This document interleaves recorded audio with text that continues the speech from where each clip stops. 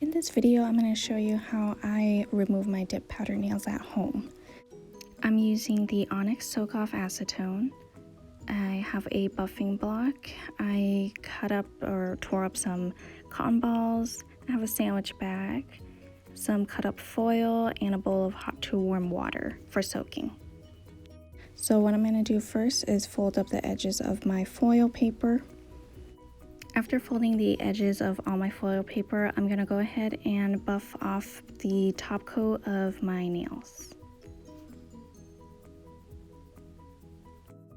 After I'm done buffing, I'm going to start soaking and wrapping my nails into the foil.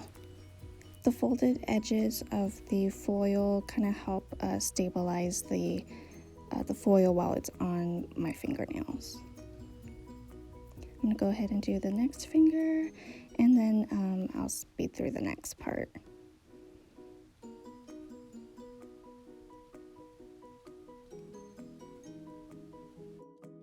So then I'm going to get my sandwich bag, put my hands in, and then just soak them into the bowl of hot to warm water, hot enough to what you can handle. And I put a clock there so you can see the time. And it's been about 25 minutes since I've soaked my nails. And I'm just gonna remove my hand from the bag and then start to unwrap my nails. I'm gonna twist it back and forth just to work the dip powder off. And I have a little residue, and I don't mind when this happens. It just kind of use the cotton that was in the foil and just rub it off. I left the finger that I had glitter dip powder on last because glitter takes the longest to remove, so I just left it there.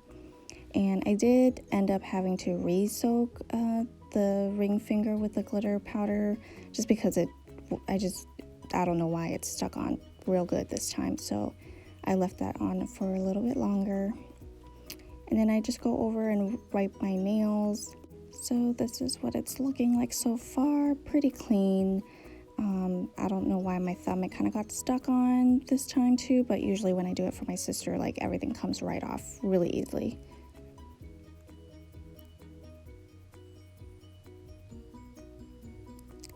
And then lastly, I'm just gonna remove the ring finger that had the glitter and just soaking it a little bit longer while I'm working on the other fingers.